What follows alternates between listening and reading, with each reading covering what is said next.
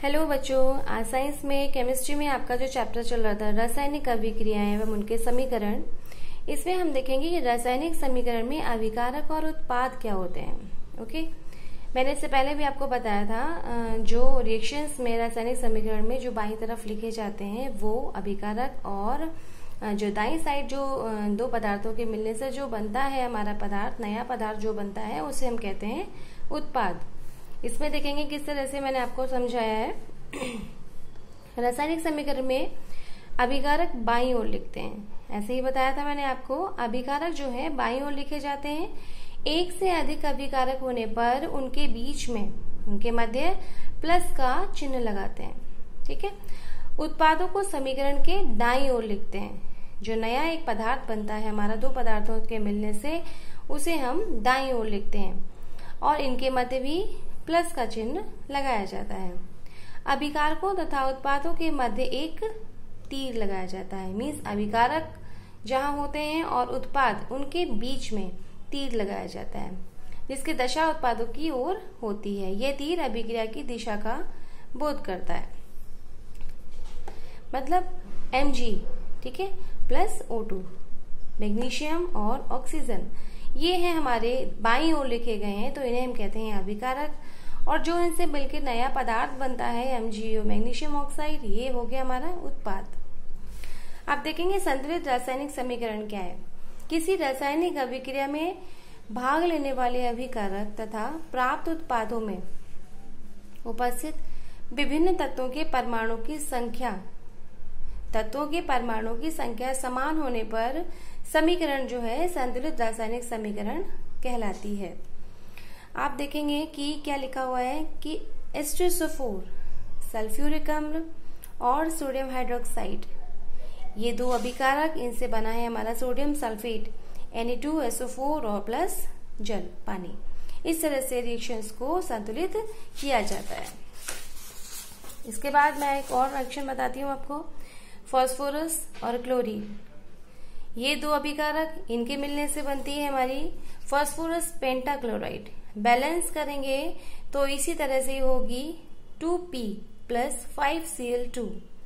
तो हमने इसमें लिखा है 2P, फास्फोरस 2 है और जो हमारी क्लोरीन है वो है 5, ठीक है, तो और 2, तो 2 और 5 7। ओके बच्चों, 2 5 7, ये हो गया हमारा 2PCl3, फास्फोरस पेंटाक्लोराइड। एग्जाम्पल से देखेंगे, जब लोहे की कील को कॉपर सल्फेट के विलयन में डुबाया जाता है तो विलयन का रंग क्यों बदल जाता है। ये क्वेश्चन इस तरह का आता है, तो मैं आपको बताऊंगी रिएक्शंस कैसे करते हैं। लोहा कॉपर की अपेक्षा अधिक क्रियाशील तत्व है, इसलिए ये कॉपर सल्फेट विलयन में से कॉपर को क्या करता है, विस्थापित। मैंने आपको विस्थापित प्रतिस्थापन अभिक्रिया समझाई थी, उसी तरह से इसे करनी है। Fe आयरन और कॉपर सल्फेट, ये बनेगा, आपको कॉपर को ही विस्थापित कर देगा तो बनेगा Fe4 प्लस कॉपर। अभिक्रिया में देखेंगे विस्थापित कॉपर लोहे की कील पर जम जाता है और आयरन सल्फेट का विलयन प्राप्त होता है। आयरन सल्फेट ये FeSO4, जिसका रंग कॉपर सल्फेट के विलयन से हल्का होता है। अब देखेंगे उपचयन और अपचयन क्रिया किसे कहते हैं। वह अभिक्रिया जिसमें एक रासायनिक स्पीसीज इलेक्ट्रॉनों का ह्रास करती है और वो कहलाती है उपचयन अभिक्रिया। वह अभिक्रिया जिसमें एक रासायनिक स्पीसीज इलेक्ट्रॉन प्राप्त करती है, ग्रहण करती है, ये कहलाती है अपचयन क्रिया कहलाती है। इस अभिक्रिया को हम रेडॉक्स अभिक्रिया भी कहते हैं। रिएक्शन से देखेंगे, CuO copper oxide plus hydrogen, ये बनेगा कॉपर अलग और पानी अलग। तो कॉपर ऑक्साइड और कॉपर का क्या हो रहा है, ऑक्सीजन का ह्रास हो रहा है। यहाँ अपचयन क्रिया हो रही है और यहाँ पे ऑक्सीजन की प्राप्ति हो रही है, यहाँ पे ऑक्सीकरण क्रिया हो रही है। उपचायक तथा अपचायक क्या होता है। अभिकारक में वह पदार्थ जो अन्य पदार्थ को उपचयित कर देता है उपचायक कहलाता है, और वह पदार्थ जो अन्य पदार्थों को अपचयित करता है वो क्या कहलाता है, अपचायक पदार्थ। ठीक है बच्चों। अब आता है ऊष्माक्षेपी अभिक्रिया और ऊष्माशोषी अभिक्रिया क्या होती है। जिन रासायनिक अभिक्रियाओं में उत्पाद के निर्माण के साथ साथ ऊष्मा भी उत्पन्न होती है उन्हें क्या कहते हैं हम? ऊष्माक्षेपी अभिक्रिया। जैसे देखेंगे गैस का, प्राकृतिक गैस का दहन कैसे होता है। CH4, मीथेन, ऑक्सीजन, क्या बना? कार्बन डाइऑक्साइड, CO2 और पानी और ऊष्मा। ठीक है, ये भी गैस है और ये मिलके ये बनी है कार्बन डाइऑक्साइड गैस और पानी। इसके बाद आती है ऊष्माशोषी अभिक्रिया। जिन रासायनिक अभिक्रियाओं में ऊर्जा अवशोषित होती है उन्हें ऊष्माशोषी अभिक्रिया कहते हैं। जैसे नाइट्रोजन ऑक्सीजन मिलके बना है 2NO+ ऊष्मा।